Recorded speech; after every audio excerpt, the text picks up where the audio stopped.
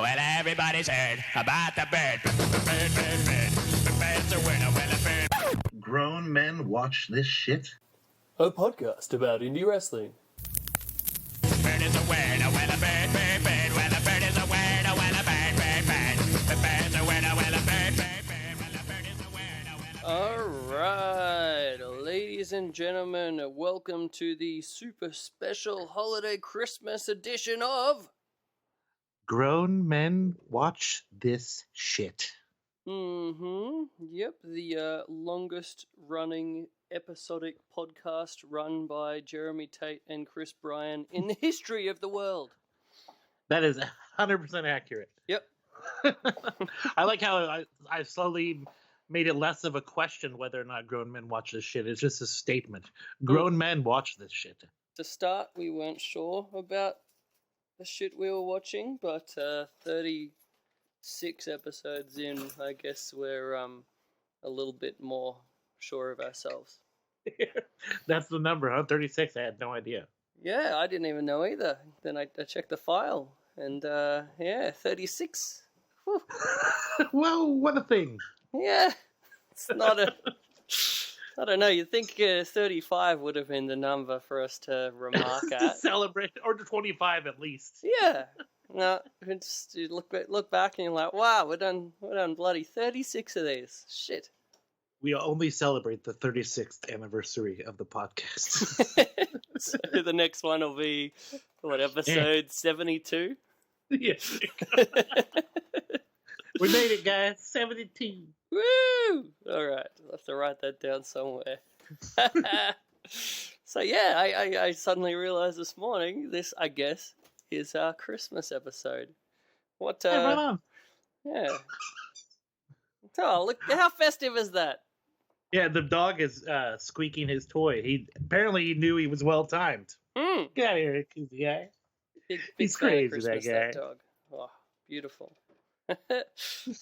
What do you think makes a Christmas edition of a podcast specifically?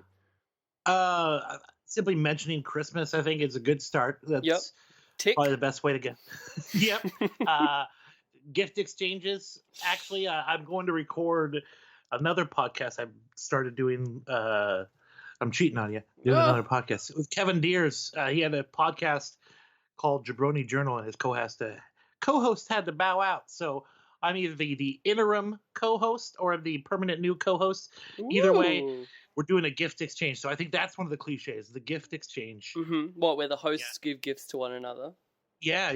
So that's what I'm not doing. Prepared for that. Shit. Yeah. Embarrassing. He told me he was bringing me a gift. No, don't worry, man. He told me he was going to get me a gift. I'm like, oh, now I have to reciprocate or I look like the dickhead. So... Do you live in the vicinity of this man to where there can be a physical exchange, or is this like a similar situation to us? It's a physical exchange. They do the podcast, his podcast, out of the local rock and roll radio station called KSW. Well, so that sounds a little bit more professional than our little shindig over here. Yeah, dude, it was so cool. There's a radio show I listen to pretty much every day called The Men's Room, and I actually recorded in the studio where they record that show. So it's a big treat for me. You get to wear the headset, you get to sit on the big table with the big fancy fucking recording microphones. That's it. Yeah, there's knobs and buttons and bobs, all kinds of stuff.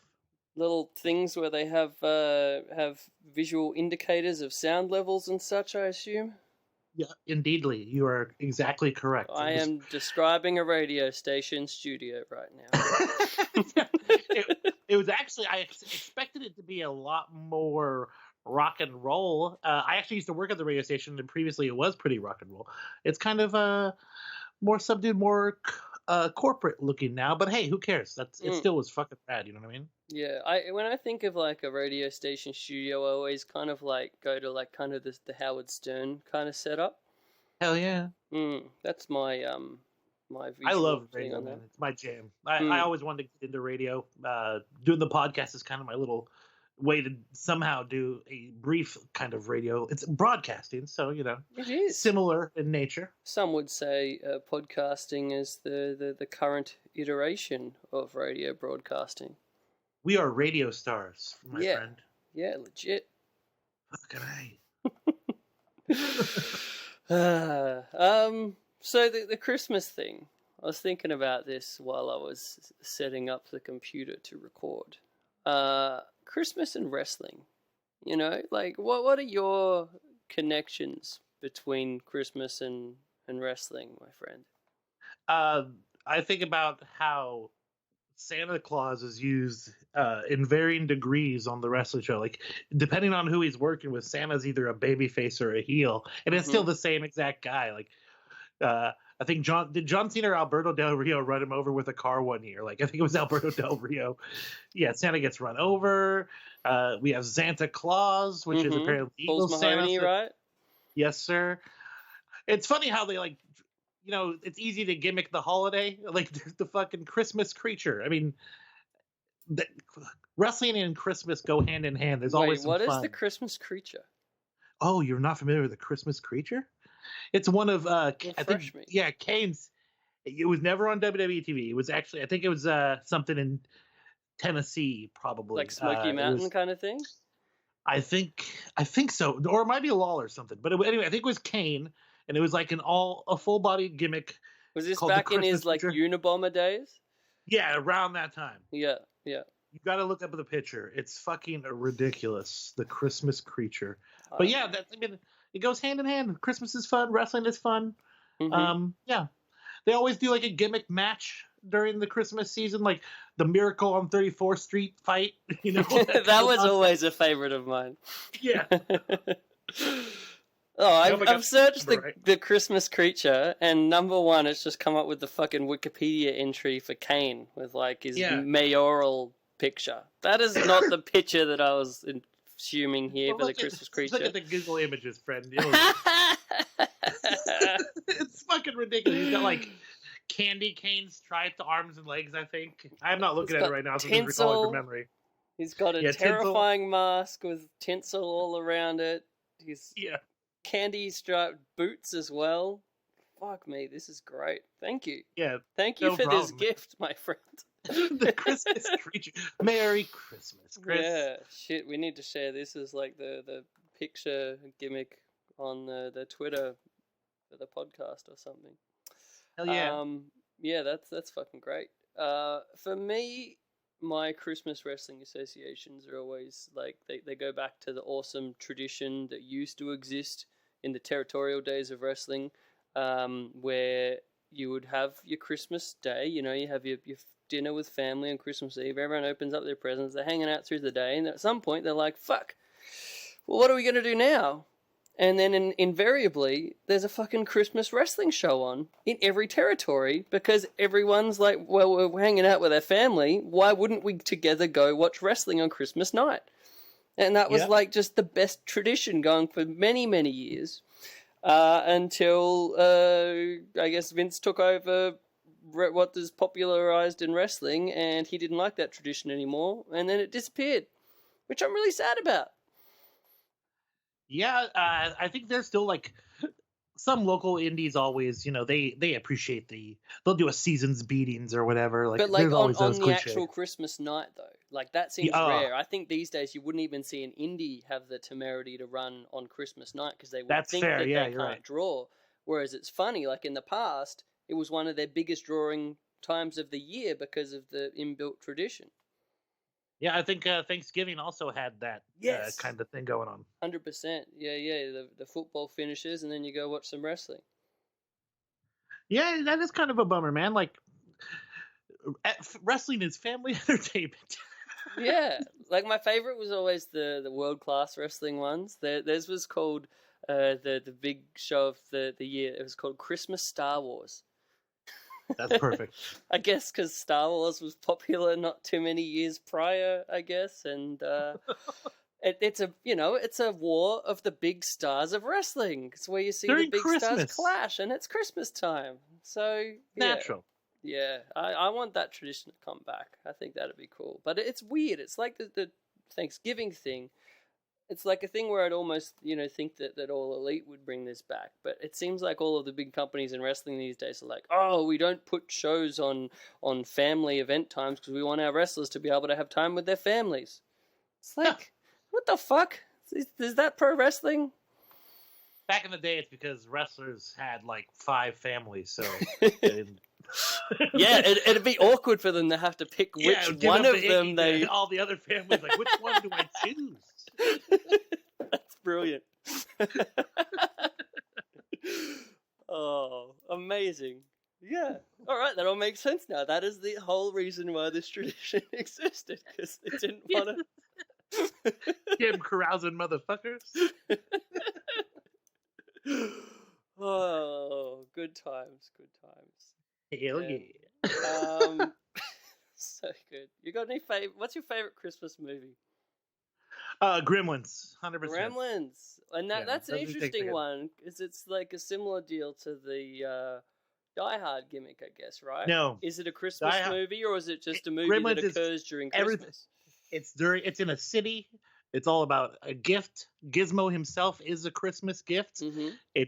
There's Christmas lights up everywhere. It's covered in snow. People are running around.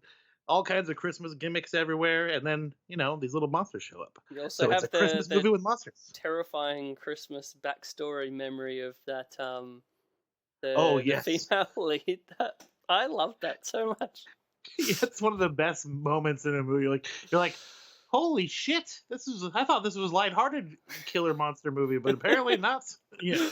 Oh. So those of you who have not seen the movie, the main character Billy, his girlfriend, doesn't like Christmas, and eventually he gets. And we just think that she's like a Scrooge, like the whole time for the most part. You're like, why the fuck does this chick not like Christmas? Not a fan of her. I love Christmas. What's going on here? And then you find out that one year her father, trying to be a great guy, loaded up with presents, attempted to go down the chimney and got stuck. And passed away, and they only later found him when they tried to open the chimney one day and start a fire. Because and it of the smell. Yeah, the smell. They were cooking bad. Oh my god, it's one of the most fucked up things. So they had to open up the wall and get him out, and yeah, you just see Billy, the character. He's just like in shock because it's probably one of the most crazy things you can ever hear about somebody's parents. Yeah. At that point, you're like, well, all right, I can kind of understand how that would give someone a negative association for Christmas. Another underrated Christmas movie that people should... It's kind of like the Die Hard thing. It's based around Christmas, so it's a Christmas movie. Is Kiss Kiss Bang Bang. It's a Shane Black movie. Same guy who did Die Hard, believe it or not, and did... he done a bunch of like Last Boy Scout, a ton of movies. Shane Black's awesome. But yeah, Kiss Kiss Bang Bang. It's got Robert Downey Jr. and Val Kilmer as the 2 main characters. So pretty great. If you haven't seen it, Chris, I have seek not. out. That sounds tremendous. I think I'll have to add that onto the old Christmas movie watch list this year. And it's also like a noir detective thing, so it's pretty neat. Oh, you know how much I love my neo-noirs. All noirs, really. I'm not going to limit it just to neo-noirs. I like my classic 1930s noirs even more. Yeah. If you do end up checking out, let me know what you think. I sure will. Same for our listeners. If people actually listen to this show, which I'm still unsure that anyone actually does. I've never got a tweet from anybody. So. Only except for the people who already are my friends, and they say, "Yeah, I'm listening to the show," just to let me know, "Hey, man, somebody's out here listening." That's cool, but hardly anybody does. Yeah. I think Alicia and Courtney both started listening at first, but then you're like, "How I live with these fuckers? Why do I want to spend an hour of my time away from them or 2 hours listening to them talk about wrestling?" Courtney just listens to it until I say something that aggravates her, and then she'll be like, "Why the fuck did I listen to this?" But I think Alicia checked out long ago. Yeah. I'm sure our show is listened entirely to by bots, not actually real people. Well, we should start talking in binary code so they know what's up. Yeah, let's just chuck some zeros and ones. Make them feel appreciated. The 000111101 and only. Ricochet. That was terrible. I apologize, everyone, for that. Yeah. Yeah, I think my favorite Christmas movies are your real cheesy classic kind of ones. You know, like it's almost like an Australian tradition. I don't know if it's a thing over there. Every Christmas night, Channel 9 just plays National Lampoon's Christmas Vacation every single year. And every single year I watch it, and every single year I just love it more and more. We don't have any channels that play that specifically, but that is a fantastic Christmas movie. The common trope around up here is they play "It's a Wonderful Life" Oh, that's a great one. day on some channels. Like literally, it's the only thing they play. I think it's like on TNT. Just "It's a Wonderful Life" over and over and over. I've never actually watched the entire thing in one sitting ever, and I don't think I've actually saw it entirely at all. That seems like a great drinking game movie. Just everyone sits down and watches that movie on repeat. Just have certain things that are the drinking game things, and you just get plastered. Yeah, you'd have to tell me the rules because I have no idea. I'd have to sit down and watch this movie again to work out some rules here. But... I know there's a Clarence reference. That's all I really know. Is that the angel Clarence? It's been a while. It's been a while. Other than that, the Muppets Christmas movie, also a great favorite of mine. And yeah, other than that, just watching like old Christmas cartoons, like that always kind of warms my heart, like the old Looney Tunes kind of episodes that always have something extremely offensive in them on rewatch, which I kind of love. A lot of old cartoons didn't give a fuck. Like there'd be ones where like Donald Duck or somebody would get a shotgun blast in their face, and then it's clearly they're doing like a blackface joke in the next segment, like, or second of him, like, oh, yeesh, okay, never mind. Yeah, questionable material from cartoons in our day. Yeah, now just edgy and offensive. From Donald Duck of all people, or no, Daffy Duck of all people. But there's like I mean, when you watch that older stuff, that in today's day and age is somewhat crude and offensive, there's like a playfulness and like nostalgicness to it that somehow makes it okay, at least in my mind, and I may be just a terrible person for thinking that. But when I watch it, I'm like, terrible. This is fine. This is like, you couldn't get away with this today, but this is hilarious right now. The movie from Disney, like The Song of the South, they don't even reference it anymore because it was so offensive. It's definitely not featured on Disney Plus, I'll tell you that much. Ooh, that'll be one to check out. Yeah, The Song of the South, man. No. Woo! Right. Heckle and Jekyll, the two freaking not scarecrows, actual crows. Remember that cartoon back in the day? Heckle and Jekyll, it was two crow buddies. That was pretty racist. So yeah, they were basically like black guys, but they were crows. But they just got all of like the black guy jokes and like stereotypes and shit in there. Yeah. Yeah. And I loved me some Heckle and Jekyll as a kid. I had no idea. Like as you get older, you're like, wait a whoa, what the fuck? Why is this so entertaining? Am I not allowed to laugh at this anymore? Yeah. Loved Heckle and Jekyll. Shit. This is probably the only podcast wrestling associated that had Heckle and Jekyll referenced ever. It's got to be a record. You know, when you initially said Heckle and Jekyll, I was envisioning them as like a wrestling Christmas themed tag team of like two guys that just hate Christmas named Heckle and Jekyll. That would be great. Why are there probably has been a tag team called Heckle and Jekyll. Like, I feel like at least when the headbangers were still a thing, maybe just during Christmas they could become Heckle and Jekyll. They had a new gimmick. They have the Sisters of Love, Headbanger, Mosh, and Thrasher, and then Heckle and Jekyll. You know, they came out and did a tour of Australia not long ago, like a couple of years ago for International Assault. Oh, really? Yeah, I actually got to see the fucking Headbangers wrestle two fucking Queensland wrestling schlubs who could not wrestle for shit, and then the Headbangers just beat the shit out of them. It just tickled me so much. Thrasher, Glenn used to be really really active on Twitter. I don't see them anymore. Maybe I got blocked and I just don't know. But he used to be pretty damn active on Twitter. Yeah, he was he did way more in wrestling. Like if you research, I think like Chaz as well. Like both of them outside of the headbanger gimmick actually did quite a bit of stuff more than most people would assume. Huh, that actually is quite shocking. Yeah, and apparently Thrasher did like a tour of FMW, I believe, where he was just called the Thrasher, and he was basically doing the whole headbanger gimmick as just a solo act. And this is before the headbangers were ever a thing in WWF. You know what? Actually, I do remember. Did he discuss that on the show with Colt? Maybe, because I think Yeah, I yeah. listened to that same show, but then I probably forgot about it, and then I saw a picture and a story shared in one of the FMW history Facebook groups that I'm part of recently, and yeah, man, I love me some FMW. Did I tell you I've been going back and watching like a bunch of the really early 90s, like 89, 90 start of FMW stuff? You did not say that, but that sounds fun. A lot of really insane shit going on back then. It is. The best part is that the company kind of hasn't worked out what it wants to be yet.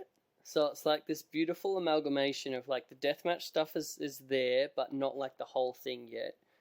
They're also sort of like a semi-shoot style company where like Onita is just facing like Muay Thai experts and like karate fighters and shit in like supposed shoots, some of which are actually fucking incredible, just spectacle matches. He had a great like one against Leon Spinks, I think. What? Yeah, ridiculous shit. And then in addition to that, you had like weird ass lucha libre happening where they're using like Tijuana luchadors and stuff and indie luchadors on the lower half of the cards. So you'll just have like two fucking... Like Conan wrestled, I think the original Rey Mysterio in one of the early matches on one of the early cards that I watched. That's something if you like told people or said, do you believe that this match actually happened? They would probably tell you you're bullshitting them. Yeah. Like in FMW? What? No. It did. Conan was terrible. I love me some Conan, but he was not a very good wrestler in this particular match. But anyway, I think that's probably when Conan was at his most juiced, probably. Most likely. Yeah, he got his real big Hulk Hogan draw level kind of thing in the early 90s there in Mexico. So maybe this was just before that. I don't know. But yeah. There's that classic picture of him and Hogan like just standing together holding a title and just pointing at each other. Have you seen that picture? Yeah. Like the ultimate clash. And then they also have like just an incredible women's division. Like, and that was very different for that time because like and still in Japanese wrestling predominantly you don't see women and men on the same card. You have women's companies, you have men's companies, and Sexist. Well, I would anyway, we're not getting into that. No, I know you were joking and I didn't want to take it to a dumb... Why doesn't New Japan have any women wrestlers? Yeah, exactly. That's what I want to know. That's sexist right there, New Japan. Yeah, I don't want to have to watch me any Stardom. I just want to watch me some New Japan World and see my women's wrestling on there. Yeah. Oh man. But no, so they it was really interesting because they had All Japan Women, which was like a huge phenomenon at the time, like just drawing gangbusters and doing great business everywhere. And then they were doing so well that they actually had so many talented women that a bunch of them weren't getting the proper shot that they felt they deserved, and they left. And then Onita was like, "Hey, come here. Well, you guys can wrestle on our shows." And he didn't just like treat them as like a, women's break kind of match where it's just like, oh, here's the novelty of having women. Like they had a proper like I want to say like a proper level of respect given them, where they were like actually presented as like fucking awesome wrestlers and had great feuds, culminating in the big famous Megumi Kudo Combat Toyota match, which a lot of people say is the greatest match in FMW history. Definitely one of the greatest matches in women's wrestling history of the 90s, I would say. You ever see that one? I don't believe so. I'm pretty sure I haven't, but that is a fucking amazing name. Mm-hmm. Combat Toyota. Yep. Big badass heel of the 90s, and Kudo was just one of those perfect baby faces that you just really want to get behind. And she also invented the Kudo driver that we now know as the Cop Killer. Oh shit! But I prefer Vertebreaker. That's just me. Yeah. I love me some Sugar Shane. We need more Vertebreaker. What were they called? The Vertebreaker girls or the Sugar? What was their name? The dancers that he had. Were they the Sugar Smacks? The Sugar Smacks. Yeah, that was his name of his move. That's what he called it. Super kick, I think. Actually, never mind. But Sugar Smacks is a cereal. If they were called the Sugar Smacks, I will fucking eat my hat. That is hilarious. What do you even Google search to find out what Sugar I would Shane's say, what were girl? Sugar Shane's backup dancers' names? Googling that right now. But yeah, anyway, we should definitely watch that big explosion cage deathmatch blow off between Kudo and Toyota on an upcoming episode. I think you'd dig it. All right, I'm down with that. But yeah, overall, would totally recommend early 90s FMW. It's just the greatest grab bag of all sorts of nutty wrestling, and you'll actually get some fucking great matches in it as well that are kind of shocking. One of my big favorites out of it has been Tarzan Goto. You ever hear much of his name before? I think you've mentioned it before, but not much. Yeah. Again, old school Japanese wrestlers is not necessarily my forte. Yeah, no problem. But yeah, big girthy badass dude. Who, the more you watch of him, the more you're like, holy shit, this guy could actually go. He was great. But yeah, I have Google searched what were Sugar Shane's dancing girls, and the first thing that's come up on Wikipedia that I don't think is related but is hilarious: sex bomb girls. Let's hope that is it. They're just straightforward about it. Yeah, those are the sex bombs. Don't worry about them. Now I'm just coming up with articles for aspiring sugar babies. This is maybe it is sugar babies. Maybe. Anyway, again, if any of you bots actually listen to the show, please let us know.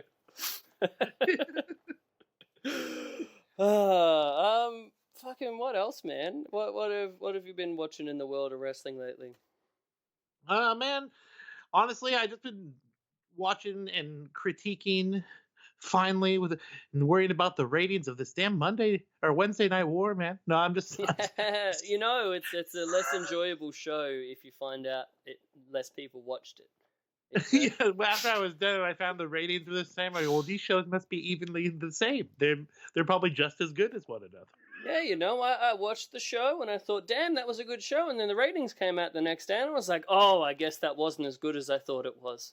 Not a good show. And then apparently Meltzer was comparing the most recent episode of AEW to Nitro, and he said not in a good way.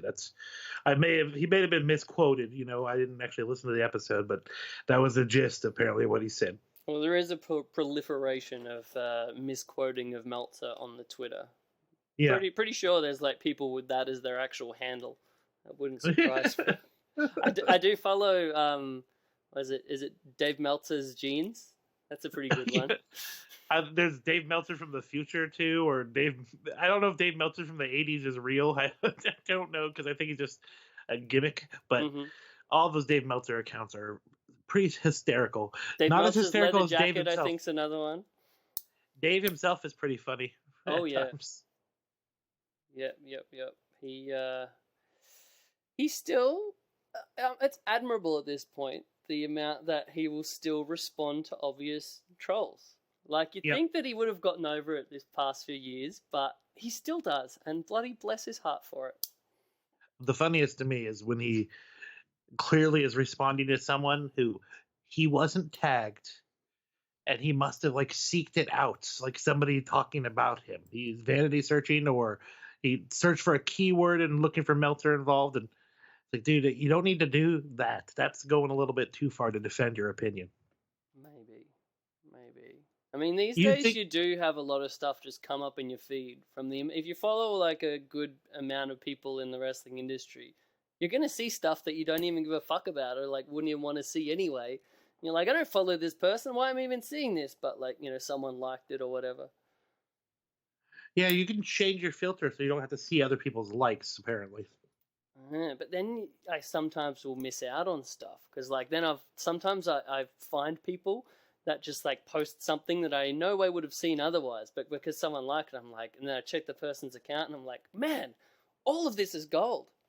Like Fair. There was a guy recently that his whole shtick is just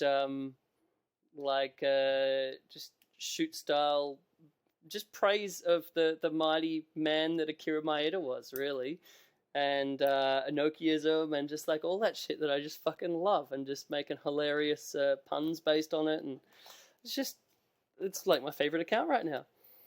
The Puns. manliness of Japanese 80s and 90s shoot style wrestling doesn't get more rough than that. Fair. Damn crazy Enochiism. Mm-hmm. I see people talking about that all the time. Like, it'll be like, this is Enochiism at its finest. I'm like, what the fuck? It just became a cliche talking point now. I love it. But well, it's because, and it's funny you mentioned the Dave Meltzer thing. It's because Dave Meltzer, as much as I love him, he like creates certain narratives that aren't necessarily true. Because you get it from a lot of journalists. Insofar as like when they're talking about stuff, they'll create a certain narrative just to suit the article, which is fine. Sure. That's generally what happens when you write about things and make a documentary about things. But people take it to heart so much, like especially the New Japan thing, right? And Dave's kind of created this narrative that Jado and Gato, through Okada and the rise of Tanahashi, rescued New Japan from the depths, the dark days of the early 2000s of Enochiism, and making out that they weren't drawing flies and the company almost went under. But then, these guys brought it back up, and thanks to Okada, we have the great New Japan we have right now. Which, but makes a fine article, but it's fucking not true whatsoever. It's like, I mean, you look on Cage Match, or you look anywhere where there's attendances, and the attendances of these dark days of Enochiism, when you had like all these nuts like shoot fighters feuding with New Japan guys, and like Kazuyuki Fujita, Pride legend, as the IWGP champion, which I will say is one of my favorite fucking IWGP heavyweight runs of all time. Far more entertaining than anything Okada's ever done. But I digress. But yeah, like those shows, they were doing huge business back then. They were doing like multiple Tokyo Dome shows a year, which they're only trying for the first time this year. Since then, they're doing big stadium shows multiple times per year in multiple cities. Like, they were doing huge business, and yet it's the dark days of New Japan, But yeah, I think that's where you get the people that think, some people think Enochiism is a dirty word, and then you get other people that are like, nah, fuck, man. Shoot style wrestling, MMA badasses in a New Japan ring. It was great. So I guess that's kind of where the Enochiism polarizing thing comes from. Understood. I appreciate the explanation. Yeah, I don't know. That's just how I see it, because I love that kind of shit. I have been, this morning, you know what I was watching? What? I was watching some Memphis wrestling featuring one of the greatest underrated feuds that I bet a lot of people haven't seen, between the Fabulous Ones and the Moondogs. Because we had, it was Moondog Spot that died this past week, right? You know what? That one I missed. Holy shit, I feel terrible. A legend I missed that passed away. Apparently it did not get very much. I'm always on the Twitter. Apparently it didn't get much traction. That's unfortunate. Yeah, I mean, I saw it. They had a nice write up for it in the Wrestling Observer. Dave had a really good thing about him on Wrestling Observer Radio, I think. But yeah, I guess I can't take any indication just by Twitter. Jeremy, come on, get your shit together. I don't know. I guess it depends who you follow, right? Yeah, very true. But yeah, so I was like, I want to watch the Moondogs, and Wait, so no, Moondog Spot died in 2003 of a heart attack. So I'm thinking maybe it was Moondog Rex. Let's see here. Yes, Moondog Rex Randy Colley passed away on the 14th of December, sadly. Dang, I didn't realize how. I was familiar with the tag team of the Moondogs, but I didn't realize that their litter was so big. Oh, it was, man. When you look into it, there was like so many other Moondogs and iterations, which you get with any like famous tag team. Like same thing with like the Fabulous Kangaroos. If you look at all the people that were actually in that over the years, or like the Von Brauners, or like any of those dudes that were big stars, like, you know, wrestlers. Hey, this guy's not wanting to team up, do the tag team anymore. I'll get this other guy and throw him in his spot and say that he was a cousin or a nephew, brother-in-law. Yeah. That's my brother-in-law, Moondog Jeff. But yes, I was watching some Moondogs matches, and this is one of their most famous feuds, and was also on that list of the 100 bloodiest wrestlers that I'm doing the illustration for. So I was hey, this works out well, boom.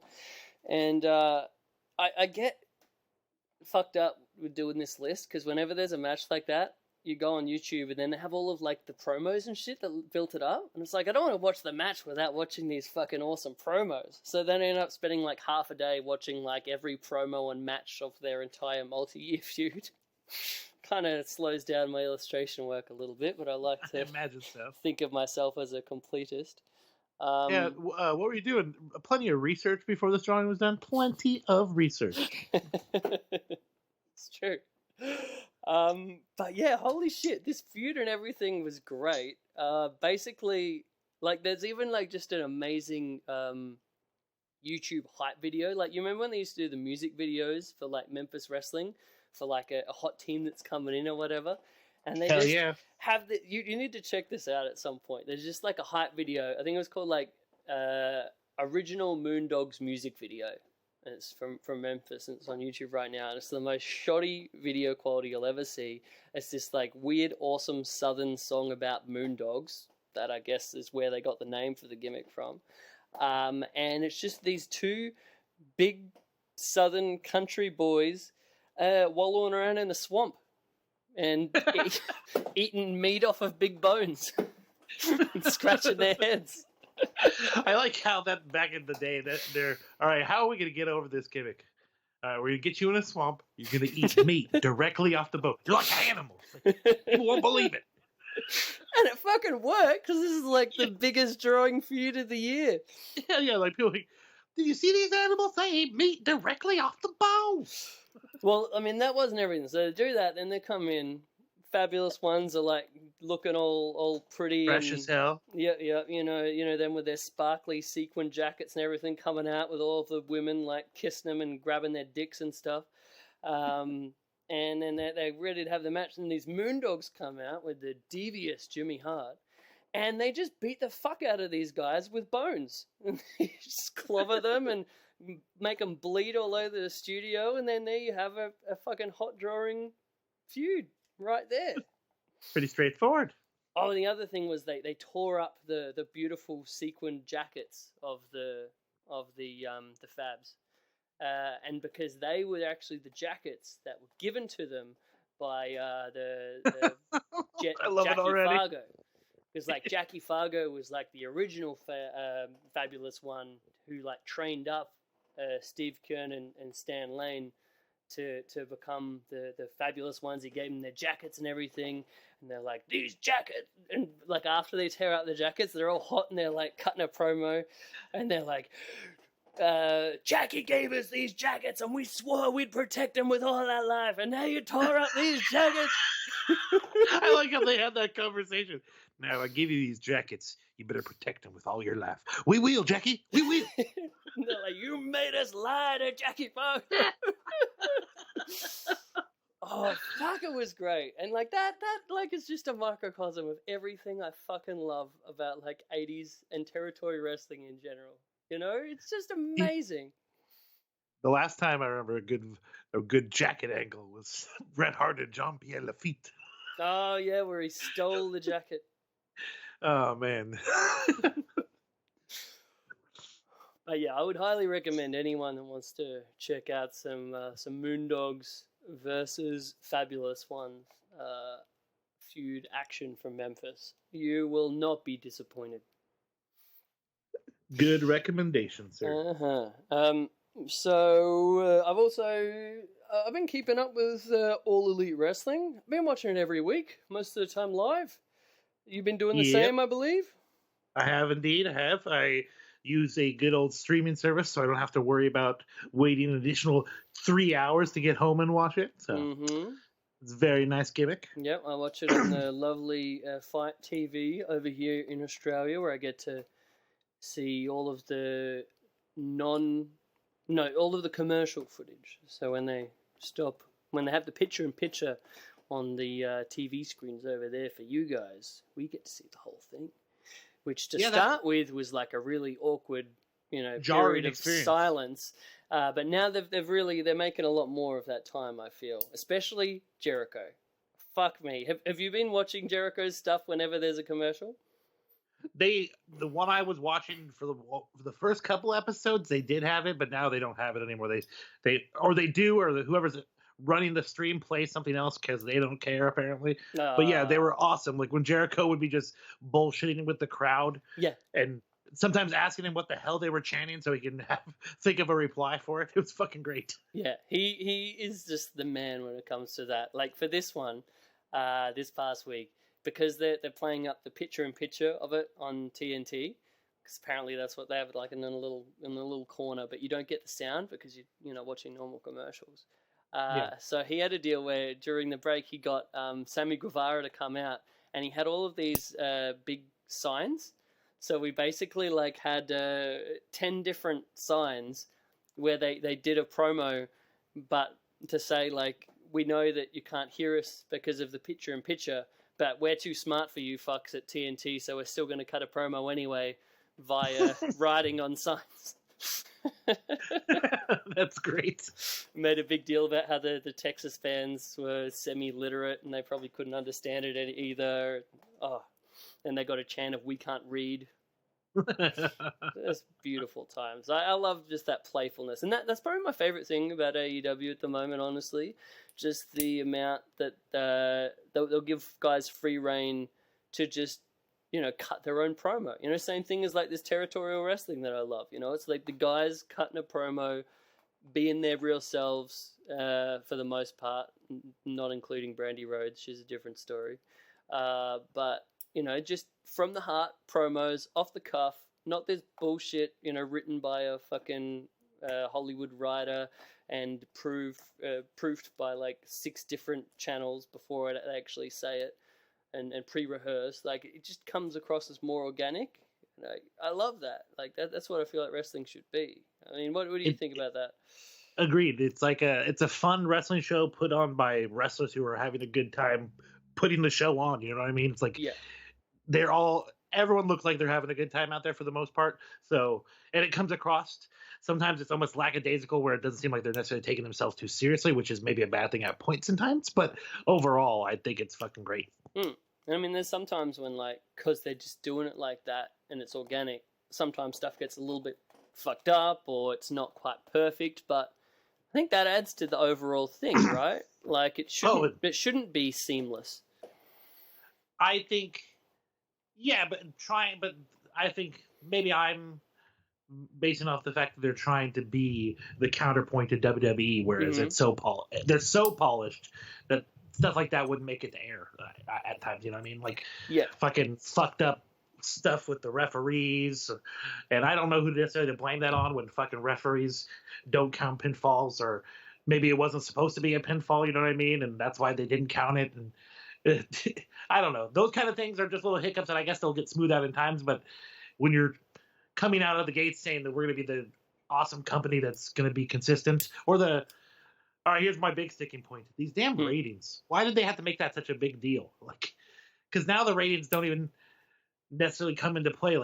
Chris Statlander, But who do you mean? I think to me, it's more the dickheads on Twitter, third parties that make it a big deal. I don't think AEW is out here, shouting. Well, they originally the said that from ratings would they said that the rankings would matter, but I Wait, think do you mean rankings or TV ratings? rankings. I said Oh, rankings. okay. Sorry. I thought you were talking about the ratings. All right, continue. No. Yeah, the rankings of like the wrestlers, like their wins and losses, and I'm not speaking about the Jungle Boy scenario because they very specifically made that important a different storyline angle. But with like Chris Statlander, she's the number one contendership matches after being on the show for 2 weeks, and that seems weird. I was looking for whatever reason at the women's rankings the other day. Fucking, I don't know why. And I was looking at it, and I was fine with Statlander being up there because if you compare her amount of singles victories compared to losses versus the other women in that top 5, her record seemed like, oh yeah, that makes sense that she's in that position regardless of how short a time she's been there. Like when you have fucking what's her name, Emi Sakura, as the 5th on there when she's got like a fucking negative record, like that's the part where I'm like, this just by her being there with like such a bad record just tells you like the lack of depth in this women's division. But I wasn't complaining about Statlander. No, that's actually, I was just speaking of Statlander because it was the most recent thing that happened. But yeah, Emmy is another thing. She had multiple title shots, didn't she? And she's been losing predominantly most of the time. I don't know. I think putting so much emphasis on it makes it something that people kind of have a sticking point on, which they shouldn't have. Like they just do the show. Don't say wins and losses matter so much if at points in times it clearly doesn't. Well, I mean, to play devil's advocate, to me, devil away, man. I like the rankings, even if like there's bits that are sticking points where saying, hey, that person shouldn't be ranked there. Hey, that person should be higher or lower or whatever. That's what you get in real sports that have rankings. If you have the UFC rankings, you have like football rankings or whatever. You're always going to have people saying, hey, that's bullshit, this person should be higher, this person should be lower. Like, that's just inherent with the system of rankings. And to me, to actually get people talking about that and bringing up wins and losses, that's what you want. Like, that's an ideal scenario. Like, that's making people care about wins and losses, which was their thing from the get-go. So I'm not saying that I don't like the rankings. I like the rankings. I'm just saying that they themselves as a company said that this would be what we're basing all the title shots and stuff off. Like that stuff doesn't necessarily, you don't have to put so much emphasis on that being so important if it doesn't end up being that important. You know what I mean? Like that's the common gripe you see on the fucking with the fans on Twitter. Like, what the fuck? These rankings don't make any fucking sense.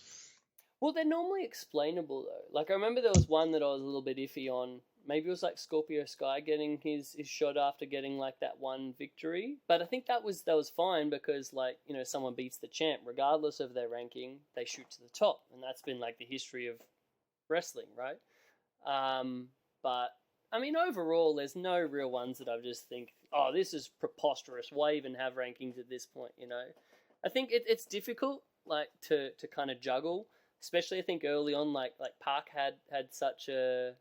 He was had such a stellar amount of wins, and yet he was not the number one contender, and he got like scooped for the title shot by like, who was it, like Darby Allin or something?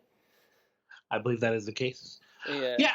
I'm not saying it's terrible. I'm just saying maybe it's just a balancing act. Have it part of the story. Yeah, exactly. They're just don't make it something you're leaning on so hard on if you're not actually gonna make it that important.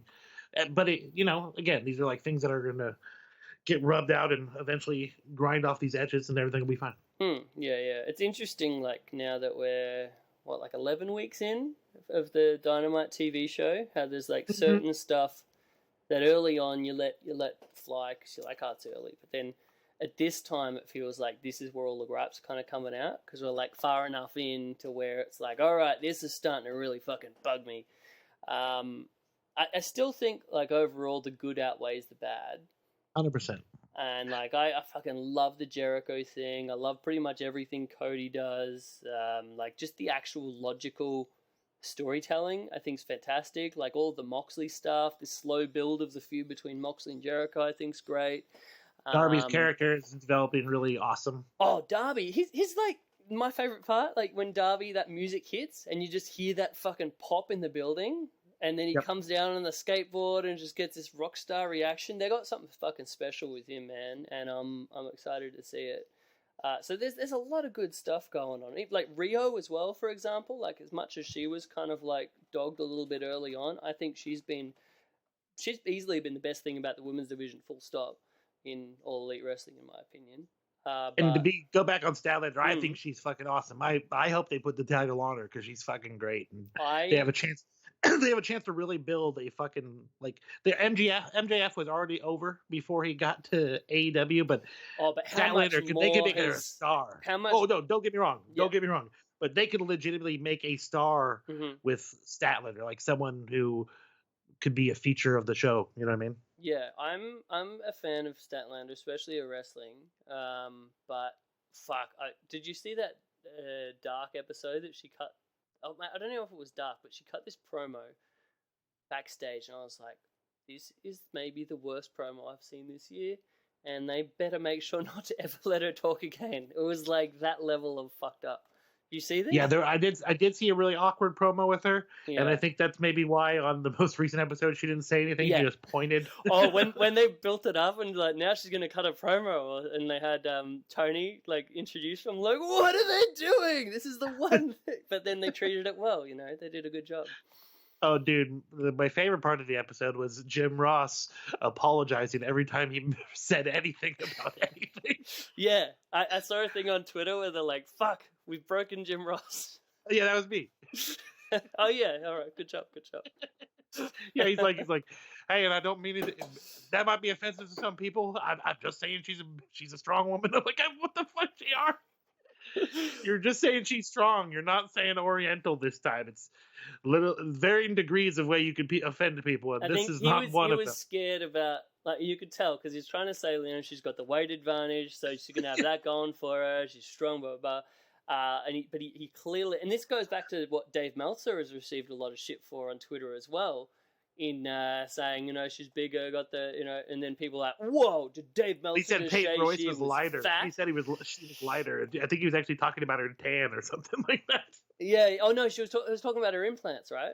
Oh, maybe that's what it was. Or no, maybe that's what people have thought he was saying. No, he was saying about that, but then people took it to think that he was saying that she'd gotten fat when he was just trying to allude without saying that she'd gotten a tit job, that, she's a bit bigger than before. And everyone's like, whoa, Dave Meltzer is fat shaming Peyton Royce. I'm talking about titties. But yeah, so I think maybe JR was a bit worried that people were going to think he was fat shaming or something when he was trying to. He did it later about something else too. I was like, what the fuck, bro? It's okay. Just do your commentary. I had people responding like, he just needs to go home. I'm like, no, he doesn't. It's not all or nothing all the time. JR made a fucking flub. Now he's overcorrecting.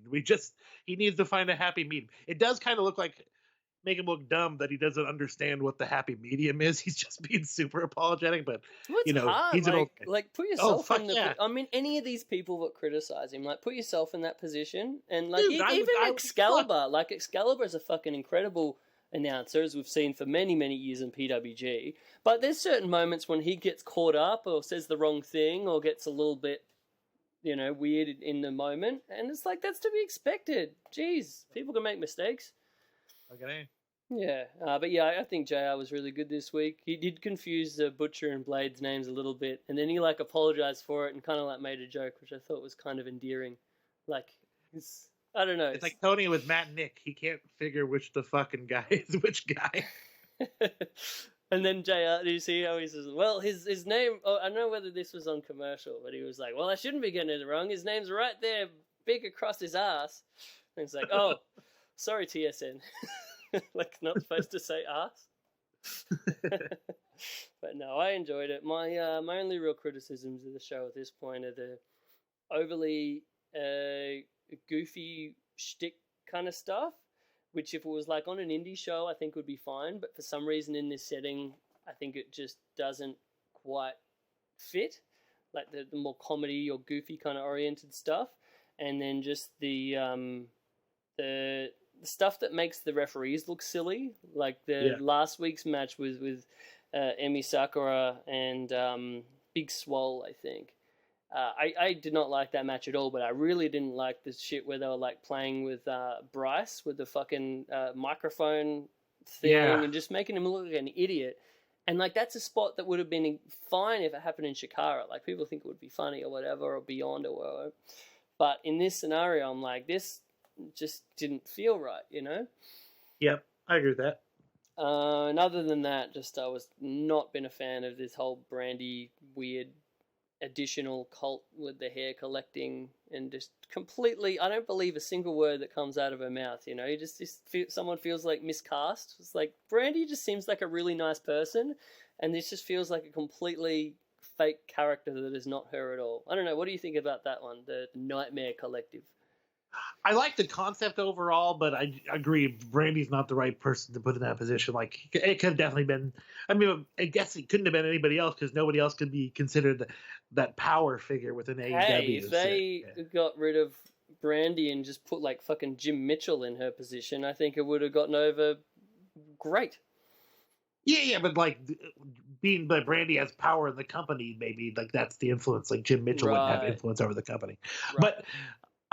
Somebody did say something hilarious, like if this whole haircutting thing doesn't end up with Brandy wearing some fucked up multicolored wig, what the fuck are we doing here? Well, like they lose a hair match or something, and then Brandy ends up doing the old Buddy, what's the name of World Class in the Freebirds, where he got his head shaved and he was wearing the wig. Buddy Rogers? No, not Buddy Rogers. Oh, not Buddy Roberts. Buddy Roberts. Yeah. Where he has the wig, and like every time the baby faces take his wig off, it gets the biggest pop. So yeah, Brandy's gonna have to get her head shaved.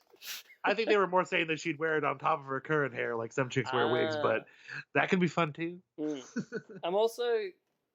It is clear at this point that she is looking for. All right, where she got the hair extension, then they just cut out the hair extension. There was no actual hair being cut off whatsoever.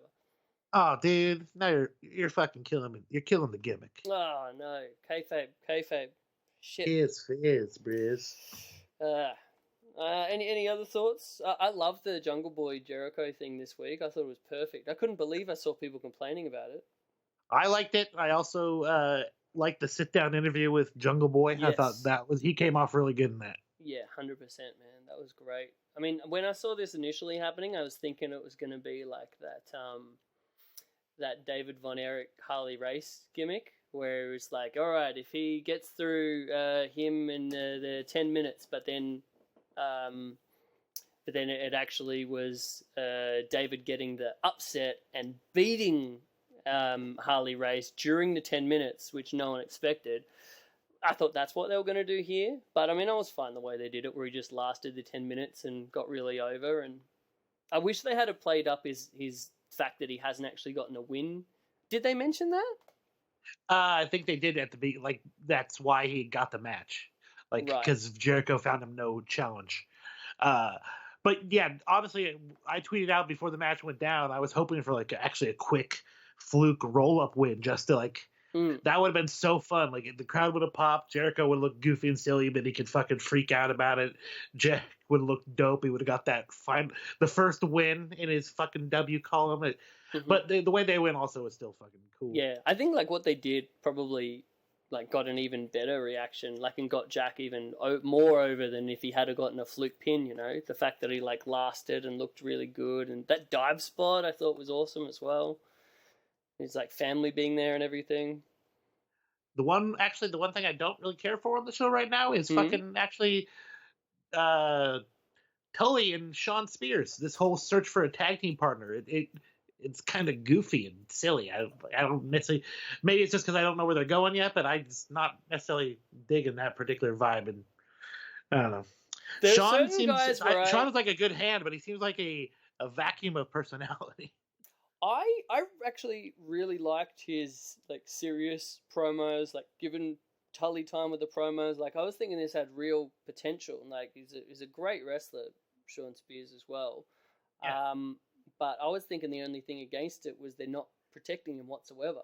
You know, they had him lose the first match against fucking Cody, and then like he's hasn't really gotten any big dominant wins since. Like to me, the only negative was that they weren't putting any steam on it in terms of getting wins to be the current day Tully Blanchard that they're clearly trying to position him as.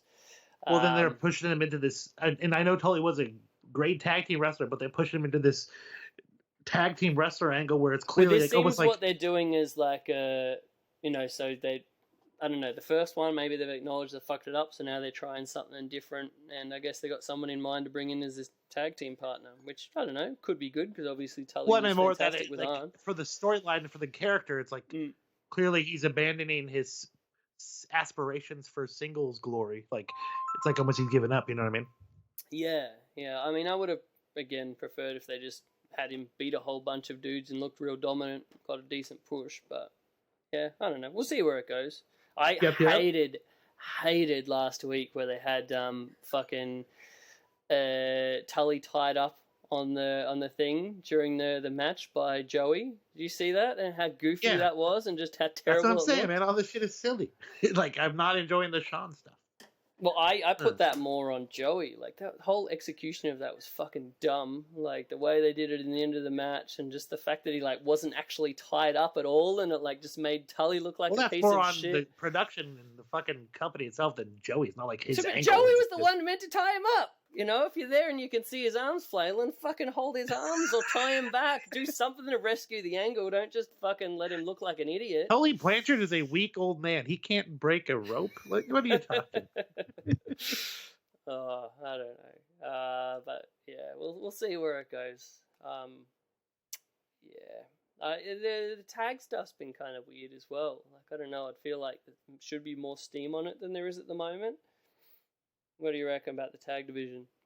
I think the titles are on the right team. I think it's weird that the Bucks have basically been like the afterthought in the fucking company that they're a big part of in a division that definitely should be like positioned for them. Them and Kenny are really overtly trying not to be like Nash, Hall, and Hogan in this position to me. And it's fucking dumb because people want to see them win matches. I get what they're doing, but it's almost like burying them in a way. Not completely because they can get a couple wins and be back and running, you know what I mean? So benefit of hindsight, is this now saying that Nash, Hall, and Hogan were like completely in the right by burying everybody and putting themselves over?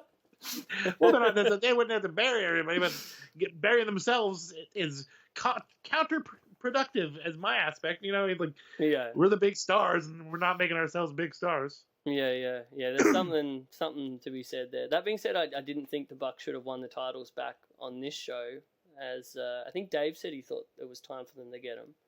But I was like, I feel like if they just put them on now, it's like kind of, they should make it a big moment when the Bucks finally make it back to the top and get those belts, not just like an episode of TV. I don't know. Yeah, I hear that. But yeah, we'll see how it goes. And yeah, I definitely don't think that all these people overreacting to ratings, like, just keep on doing things, put on good matches, do shit that's sensible, get rid of shit that is goofy and doesn't make sense. And yeah, I think it's still a great show. Agreed. Yeah, so we watched some wrestling this week, didn't we? Yeah, man. In addition to the wrestling we've been talking about, we actually watched a show together that I emailed you about. Did you? So they're back on the Sendai Girls train. It's been a little while. Good thing about Sendai Girls is even if you've been out of it for like 3 or 4 months, you can pretty much watch the main shit that's happened and be caught up in the matter in like a few hours, which I like. Yeah, what it comes down to is it's always going to be fucking amazing wrestling, so you're never let down. Mm-hmm. And so the show that we watched, basically the Sendai Girls Big Show of the year, was called, funnily enough, Sendai Girls Big Show in Sendai. From this past October 13th. Now, this match was headlined by a rematch of one that we've actually watched in the past that we loved last time, the Suri Chihiro Hashimoto match. So the one I think that's the third one we watched, right? Yeah, I think the third in the series. And there was a bunch of other good stuff on this show. I sent you a couple of links of the show prior. Did you get to those at all? I did, and those ones they were great, and they actually kind of featured some people that in the following show that we watched. Actually, I was thinking they were like standouts of the of the September show, both being Manami and don't know how to pronounce her name. It's Syuri. Syuri. Okay, both of those girls on the prior show were fucking great. So what happens in this show that we're about to talk about, it was no surprise. Yeah, it almost like gave you something to look forward to that you maybe didn't know to look forward to it otherwise. But yeah, we watched the last kind of like build-up show beforehand. One of the matches being Meiko Satomura, favorite of the show, who you have now met in person, your new bestie, versus extremely talented young girl. I still feel weird about saying that, young girl. Yeah. But rookie, that kind of thing. Manami. And fuck, this was great. Tell me your thoughts. I initially thought that Meiko was just gonna run through her, and she didn't necessarily completely. Manami definitely did some good showing, but I was just like tremendously surprised on the the Manami girl that was not backing down. She was not afraid of Meiko, and I was like, this girl is not intimidated at all. It's pretty fucking cool. I like the dynamic of it because it was like obviously one of the greatest of all time, and just top of her game, potentially greatest women's wrestler in the world right now, Meiko Satomura, against the rookie, So you're right, like people kind of expect she's just going to run through her, but it was like there was a dynamic where it was like Meiko Satomura was like, I could kind of kill you right now, but I want to. I want to give you a chance. I want to, have a not like being egotistical, but kind of like just almost like being a nice person who's wrestling someone they know is not as good as them, but they want to give them a test and see what they got. Yep, and that definitely showed, and it definitely was the master and the student kind of vibe, which is great. I always like that story, especially when, like you said, Meiko could literally dominate that girl at any point in time if she wanted to. And I also like seeing that Meiko is testing that girl before she gets her really big opportunity in the next show. You know what I mean? Yeah. And you can totally see the student or teacher kind of thing, because that Meiko Satomura has been probably her Manami's main trainer for her entire life. So yeah, it's very cool. And then the main event of that show was kind of like a preview tag of the main event of the big show, where we had what was it? It was you and Hashimoto. You and Chihiro Hashimoto against Syuri and Sari. Yep. Yeah. That's why I was worried about pronunciations, man. They're so damn similar, and they're very similar actually, and wrestlers too. It's clearly they maybe that Suri is working very close with Suri. Yeah. I agree. You can see that same kind of aggression, stylistically with the great strikes, and just about their kind of approach to wrestling. I love it. It was funny. Almost in this match, I was watching it and I was like, man, I remember Sari being a killer, and the ultra aggressive Suri that we've seen in matches previous this year. In this match, she was just kind of I don't know, just being nice almost. She was not murdering her opponent. So I was like, man, she lost her edge? I don't know. I think that's why Syuri stood out so much. I think she was almost like OG Sari. She's taking her place. Yeah, a little backburner actually by Suri, which again with Suri having her big match, maybe they're going in a new angle. Maybe after she not to spoil the ending of the fucking show, dropping the title, maybe there's a new more reserved version of Suri in our future. I had just recently watched the film Raging Bull Ooh. about Jake LaMotta, and it was funny. I saw some correlation here of the killer that Jake LaMotta was on his way up, and when he won the belt and his first defense to then once he actually lost the motivation, maybe a little something like that was the story here. I like it. Yeah, I don't know. Maybe I'm just completely creating that narrative in my own mind, but that's half That of was the fun of watching, Japanese pro wrestling, I think. Clearly, it was a similar narrative that I was feeling maybe a bit too. So you may not be 100% incorrect. Nice. Thank you, friend. Confirmed that we're both maybe bullshitting, but we're bullshitting about the same thing. What was that thing about journalists creating narratives? Yeah. Us podcasters do it as well. But no, so I guess this match was Hashimoto getting the big clean win over Sari, making you think, oh shit, I guess, who knows? Is she gonna? She's just gonna steamroll her in the main event. I don't know. But yeah, I thought it was a good preview of it and set up an interesting dynamic going into it. And yeah, I think most of all, I was just really impressed with Sayuri, as you mentioned. 100%. And then on to the main show, October 13, Big Show in Sendai. This was a lot of fun. Whole show flew by for me. I started watching it the other night, and I just watched it in one sitting, which I don't necessarily do a lot of the time with wrestling, because I'll have other stuff to do, or get bored and want to do something else, and I'll come back to it. But I just watched this start to finish, and it was great. How about you? Flew by. I didn't realize I was nearly the end of the show until the fucking tag team match started up. I was like, oh shit, there's only one more match after this. We're almost finished up. But yeah, definitely flew by. Again, super entertaining. The fucking comedy match, I can't say enough about. I fucking love those girls. They're fucking great.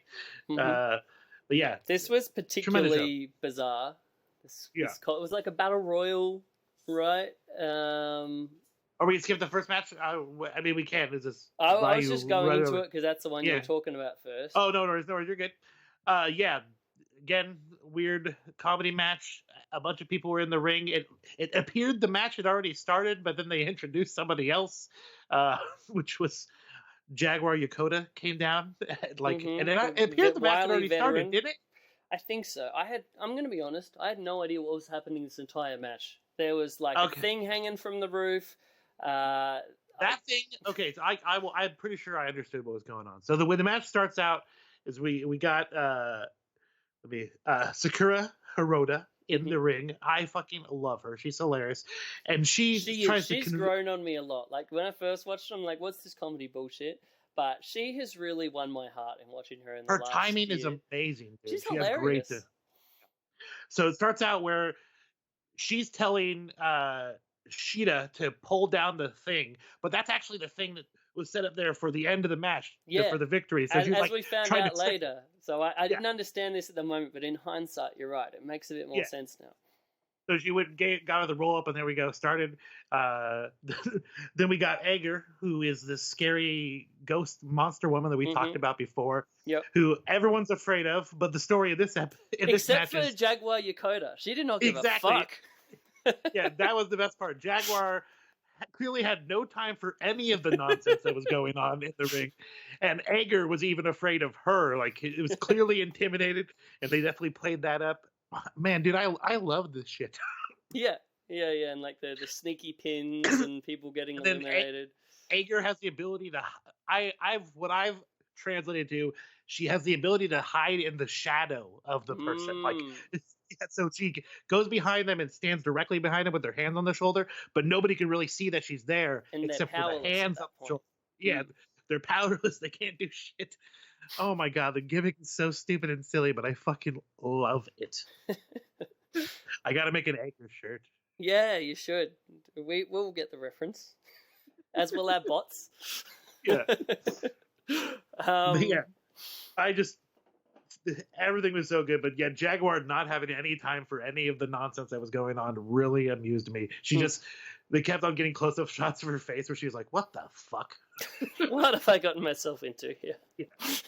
And then so Hikaru Shida of All Elite Wrestling fame, who I felt like was meant to be set up as Rio's big opponent, but she just got fucked in the rankings. She got had that loss to Statlander, and now she's missed out on her shot. Because I was looking forward to Shida against Rio.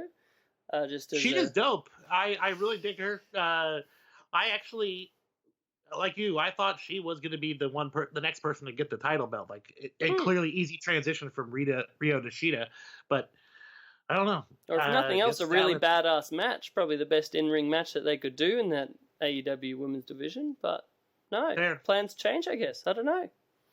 Also, I have seen her a couple times, and it seems like every time her trunks are falling off on one side. Is that just the design of her trunks? I have thought the same thing in the past. I thought, is there something wrong here? And then I'm like, no, that is the bizarre design.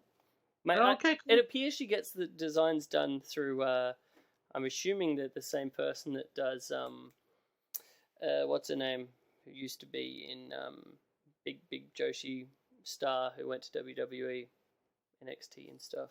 Io Shirai? No, the one who was there before that. It was like the badass. Kairi Sane? Oh, the badass.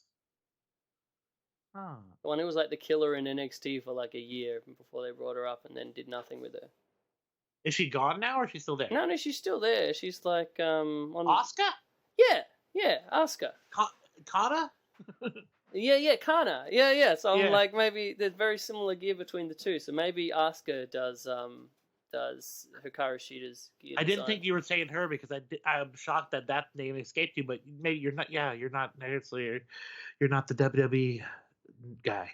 Yeah, and also like I wasn't watching Joshi that much at the time when she was a big star in Japan as Kana. So yeah, understood. But yeah, so Shida got the big win here. She, like you said, we had that thing hanging from the ceiling, and she pulled the rope, and then the whole thing came out, and there was confetti, and I was just really happy. I was impressed by her. Yeah, and then they all brought out these weird gimmicks at the beginning of the match for no reason, it turned out, and they were all stacked somewhere. Which I'm assuming were like the prizes for the victor, right? That's how I took it. I don't know, but there was like empty jugs. Like, why would she want to win those things? Like, maybe she gets to fill it up in the back. Like... But the thing about it is, like, she literally seemed mad when they came out and took all the stuff away. Like, yeah, that's the part I didn't understand. Everything else came through clearly, translated perfectly. I don't even need the language. I felt like that was the only thing I understood. I'm like, these are clearly the victor's prizes, and then all of these cunts are just stealing her shit. I back to kiss Sakura's butt a little bit. I love the bit when she's on the rope and she's like, all right, I'm going to do this one. Hey, you guys see that? That was pretty good, huh? Here I go again. Like, and she fucks up. But yeah, that was tremendous. I love that girl's timing. She tries so hard. Yeah. The previous match. Yeah, that was so Rio Mizunami. So she's Okada lady, right? Yeah, I honestly I find her really entertaining. Yeah, she had that great match with Satomura on one of the previous shows we watched, right? Yep. And that was against Eureka Oka, who I didn't really know much about Oka. Have we watched her before? I don't believe so. Yeah, so I was assuming maybe she was like a student of Mizunami, perhaps. I'm not sure how these things work. But this was a really fun match. Great opener. Agreed. I love the big, like you said, Okada lady. She kind of does look like Okada and has a big over-the-top gimmick like him. I do like how she immediately came out and started shaking the hands of every fan, like almost like they weren't expecting it and didn't necessarily want to shake her hand, but she was shaking everyone's hand regardless. Did you notice that? Yeah, that's great. It's so good. She's like, I'm coming in hard, coming in hot. You're shaking this fucking hand. Then I just the other bit I liked is when she was doing the slaps on the fucking chest, where she just kept doing the extended slaps. I know, like the Kojima kind of ones in the corner. There you go. Yeah, and then everyone's just clapping with him, like, oh, that shit, fucking super entertaining. Yeah, So yeah, if you're watching the show, this is one that you could be tempted to skip, but I wouldn't. I finished it, and it was like didn't go that long, but I was like, I'm glad I watched that match. That was actually really fun. Yeah, I see a lot of potential in that Eureka girl. She's got the way she's built is kind of squatty, but her legs are pretty solid. So those low drop kicks, yeah, I dig it. Yeah, definitely. Okay, so now on to match 3 in our wacky order of things. This was the Sendai Girls Junior title match, so a junior division, as in underage girls division, I guess. Or did we work this out a while back? Or one of them isn't actually as young as we thought she would be? I think so. I think Shindo's a bit older than we expected. Yeah. But regardless, enough to be like make you slightly uncomfortable for watching these girls wrestle. But you shouldn't be, because this match was fucking awesome, and I enjoyed this so much. The whole time I watched these girls, Makoto, Shindo, and Minami, like I'm just like, how are they that good at that age? You know, like they wrestle in a way to where there's just something about it to where it's like they just seem like they're actually wrestling, and they're not just going through a series of pre-organized spots. Like, you know, a lot of guys for the first 5 years of their career and even longer will look like that when wrestling. Whereas these girls look like they get it already and they're like fucking, 19 or 17 or whatever. It just blows my mind how good they are. Yeah, all the transitions and the struggling for pinfalls and just immediately escaping and getting another fucking submission or pinfall attempt is... Yeah, the fact that this is, it looked so real and natural. Like, it's one of those times where you actually, I'm actually watching a fight, Yeah, and it felt like organic. Fun. Yeah, those two girls are badass. Shindo that girl has some thick legs, and she's fucking tough as nails. She definitely made Minami look like $1 million. Minami's just amazing, period. But, wow. I said it to Chris before we talked about it. I thought this is the best match on the whole fucking show, and there's 2 huge main events. Yeah, like fucking star-studded shit, and I was like, that is a big call, but at the same time, not insofar to where I think, I'd question that, because I can totally see what you mean, like in terms of a match that just surprises you in the best of ways, I honestly, I didn't expect it. At first I didn't know it was a title match because I wasn't really paying attention.